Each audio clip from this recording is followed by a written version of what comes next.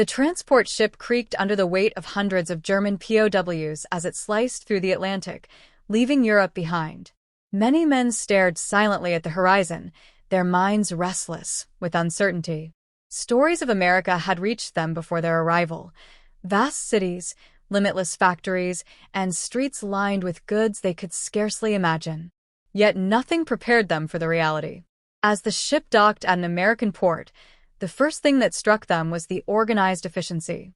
Soldiers and dockworkers moved with a precision that seemed almost mechanical. Cranes lifted cargo with speed and ease, and trains full of supplies waited at the station, ready to disperse goods across the country. The scale was unlike anything the POWs had seen back home. Stepping onto solid ground, the prisoners were greeted by open spaces, orderly streets, and the hum of industrial life. Unlike the bombed-out remnants of European cities, these streets buzzed with energy and a strange sense of abundance. POWs noticed stores filled with food, clothing, and everyday items, luxuries that many of them had long considered unattainable. The men exchanged quiet whispers, eyes wide as they took in the new world around them. Some compared it to propaganda, suspecting exaggeration, but the reality was undeniable. Even the simplest tasks, unloading supplies, moving through busy streets, carried a rhythm and efficiency they had never witnessed. For many, the shock was not only in the quantity of goods or the machinery, but in the very orderliness and scale of American life. By the end of the day, the POWs were both exhausted and bewildered. Their arrival in America had shattered expectations. What had been distant tales of industrial might now stood before them, tangible and overwhelming. For the first time, these soldiers truly understood the immense power and productivity that lay behind the Allied war effort. The German POWs were transported from the port to nearby cities, their eyes widening at every turn. Unlike the bombed-out streets and rationed towns they had left behind in Europe, American cities sprawled with order and purpose. Wide avenues stretched for blocks, lined with neatly maintained buildings. Electric streetcars glided silently along their tracks, and cars moved in steady streams, following traffic signals that seemed to control the flow of the entire city with effortless precision. Everywhere they looked, there was movement and energy, yet no chaos. Parks and open squares offered breathing space in the midst of urban density. POWs marveled at the cleanliness of streets, the uniformity of signage, and the visible planning behind every neighborhood.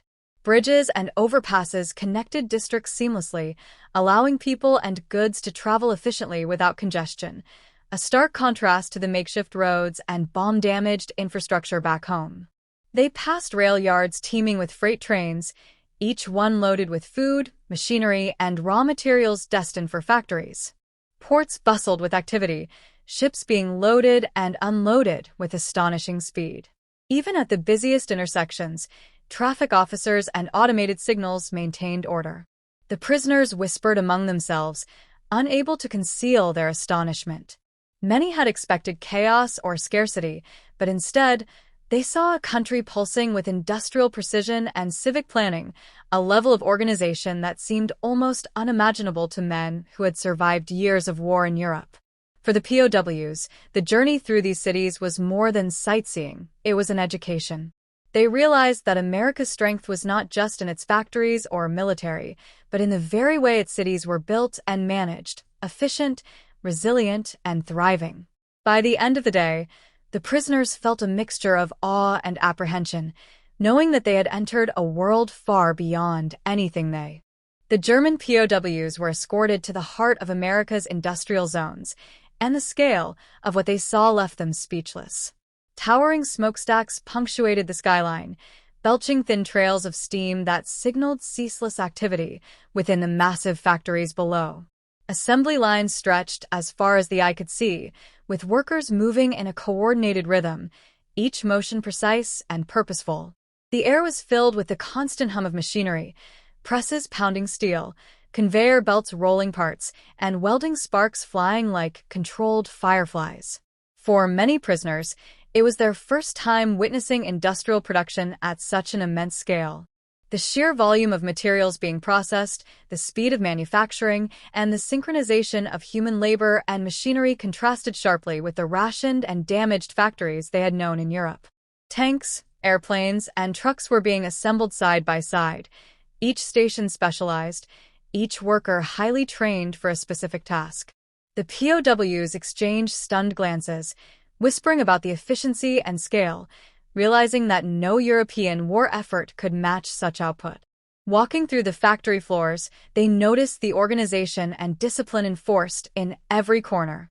Supplies were meticulously arranged, safety protocols were strictly followed, and supervisors monitored the process without ever slowing the production.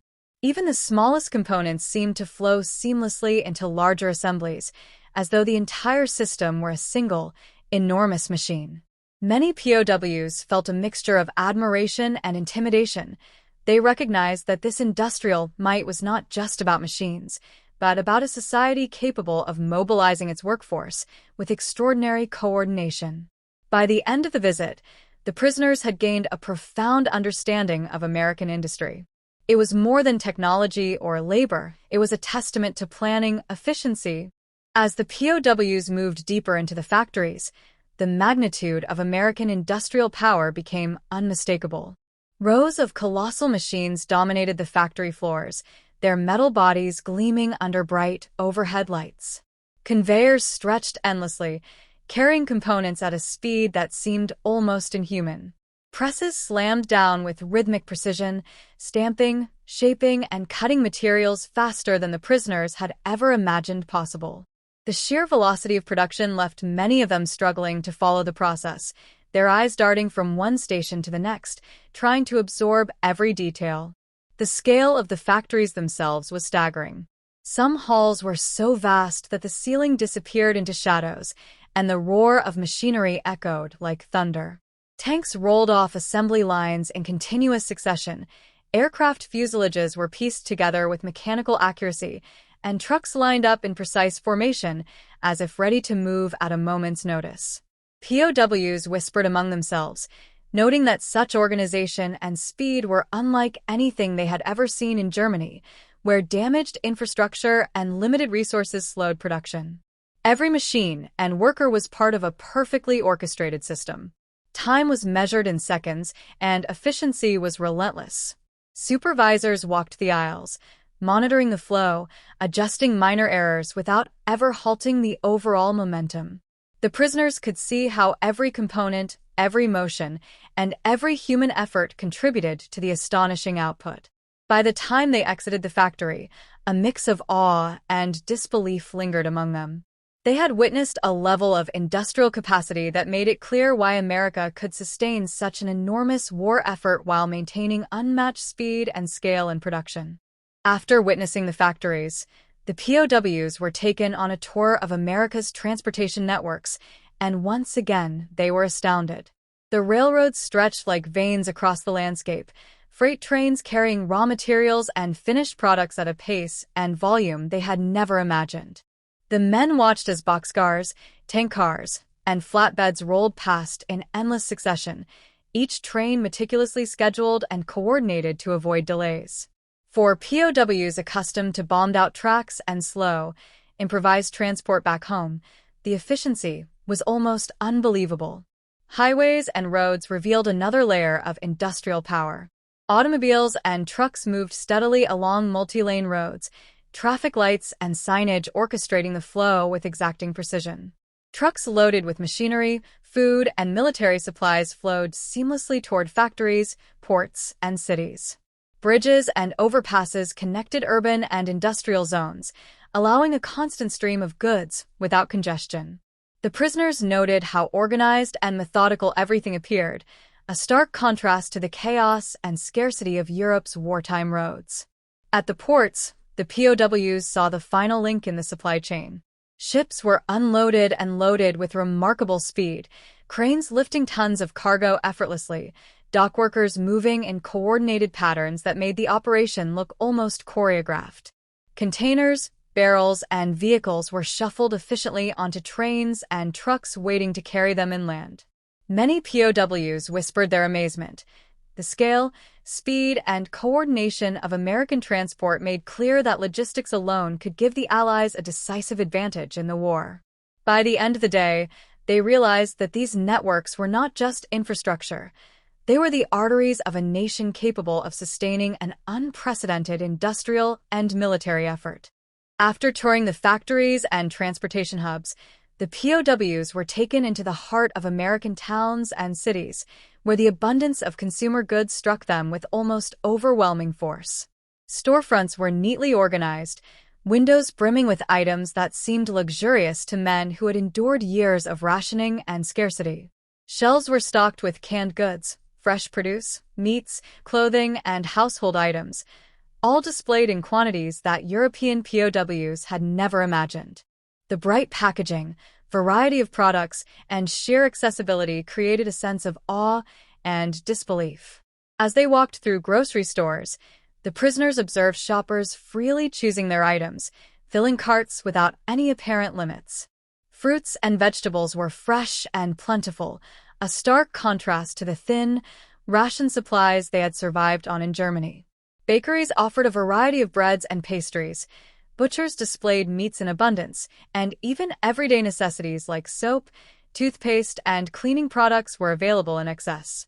The POWs whispered to one another, noting the differences between this overabundance and the scarcity they had known, where survival often depended on what could be scavenged or rationed. Clothing stores presented another shock. Shoes, coats, and uniforms were displayed in organized aisles, in all sizes and styles. Shoppers could compare quality and prices freely, a luxury unimaginable in war-torn Europe. For many POWs, the experience was more than just material. It was a vivid lesson in the power of American production and distribution systems. They realized that this level of abundance reflected not only industrial capacity, but also social organization, planning, and the ability to provide for a civilian population, even in wartime. By the end of the day, the POWs carried a mixture of admiration, envy, and a growing understanding that America's civilian economy was as formidable as its military might. As the POWs spent more time in American factories, they began to notice not just the machines, but the people who operated them. Workers moved with remarkable precision and focus, each one aware of their role in the larger system. There was no wasted motion. Each hand, tool, and gesture contributed to a seamless rhythm that kept the assembly lines moving at astonishing speed. Supervisors walked the aisles, attentive but unobtrusive, correcting minor mistakes without disrupting the flow. The prisoners, used to chaotic wartime workshops and shortages back home, were amazed at the level of discipline. Every worker seemed to understand the importance of their task. From welders shaping metal to machinists calibrating parts, everyone performed with consistency and purpose. Breaks were organized, tools were neatly arranged, and instructions were followed with exactness. The POWs whispered among themselves, recognizing that this level of order was not accidental. It was instilled, maintained, and respected. The combination of strict discipline and teamwork allowed factories to produce enormous quantities of military vehicles, aircraft, and essential goods with minimal error. The prisoners also noticed a sense of pride among the workers. Despite long hours and repetitive tasks, there was a quiet satisfaction in accomplishing work efficiently and correctly. Productivity was not achieved through fear, but through organization, mutual respect, and a clear understanding of collective goals. For the POWs, this was a revelation. Efficiency and discipline could coexist with morale, and the result was a level of industrial output far beyond anything they had experienced in Europe. By the end of the visit, the German soldiers understood that America's success on the production front depended as much on human organization and work ethic as it did on machinery. The German POWs were led to a section of the industrial complex that focused exclusively on military production, and the scale of what they saw left them astounded. Massive assembly lines churned out tanks, artillery pieces, and aircraft at a speed and precision that seemed almost unbelievable. Each station was specialized. Some workers welded armor plates, others fitted engines, while teams assembled weapons with meticulous care. The roar of machinery was constant, punctuated by the rhythmic pounding of presses, shaping metal for war. POWs watched as completed tanks rolled off the lines in perfect formation, ready to be shipped to ports and then overseas. Aircraft fuselages were moved with precision along the factory floor, workers installing engines, avionics, and weaponry in a seamless sequence. Even the smallest details, from rivets to electrical wiring, were attended to with extraordinary accuracy. Many prisoners could hardly believe that such a massive operation could run so smoothly, producing equipment in quantities that far outstripped the capabilities of German factories at the time. The German soldiers whispered among themselves, noting the contrast to their own experiences. In Europe, bombed factories and material shortages had slowed production, and the process was often chaotic and improvised. Here, however, everything was coordinated, efficient, and relentless. Supervisors monitored every stage, ensuring quality without halting the pace of output. By the time the POWs left the military production zones, they had a stark realization. The strength of American industry, combined with disciplined labor, was a decisive force in sustaining the war effort.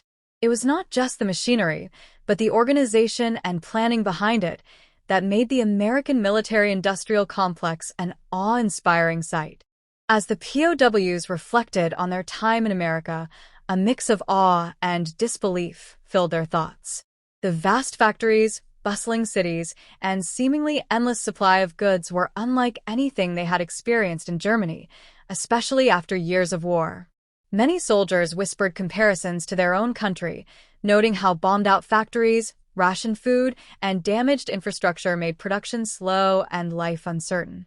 In contrast, America seemed to operate with effortless efficiency, turning raw materials into finished products at a scale that was almost unimaginable. Walking through city streets or factory floors, the POWs couldn't help but notice the stark difference in daily life. In Germany, scarcity was a constant companion. Food, clothing, and even basic household items were limited. Here, shelves overflowed, trains carried goods seamlessly, and workers moved with precision and pride. The prisoners realized that America's industrial might was not just machinery, but a reflection of social organization, planning, and morale. Even simple observations, like the orderly traffic, well-maintained streets, and cleanliness of urban spaces, highlighted a level of civility and infrastructure far beyond what they had known. Many POWs admitted privately that the contrast was both inspiring and humbling. They saw a society capable of mobilizing enormous resources, maintaining productivity, and sustaining civilian life during wartime, a sharp divergence from the hardship and improvisation that marked their own experiences. By the end of their reflection, it was clear to the German soldiers that America's industrial and social systems provided an advantage that extended far beyond the battlefield, reshaping their understanding of the war and the forces arrayed against them.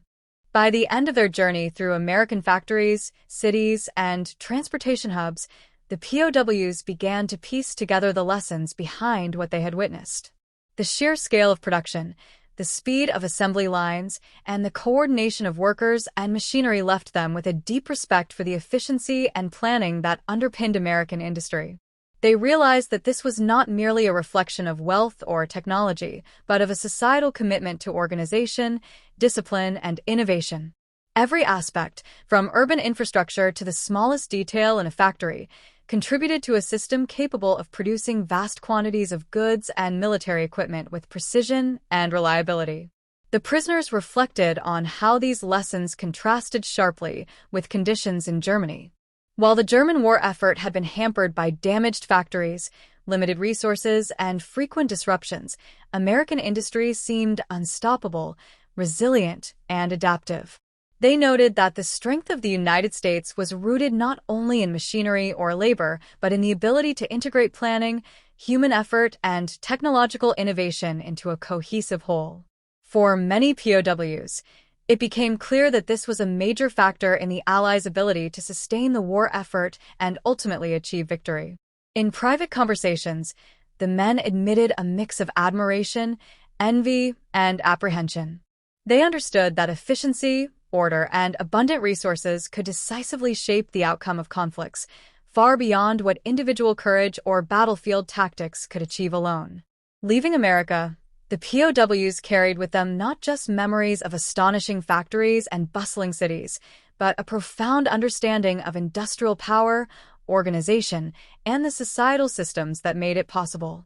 These impressions would remain with them long after the war, shaping their views of both the United States and the world they had once known.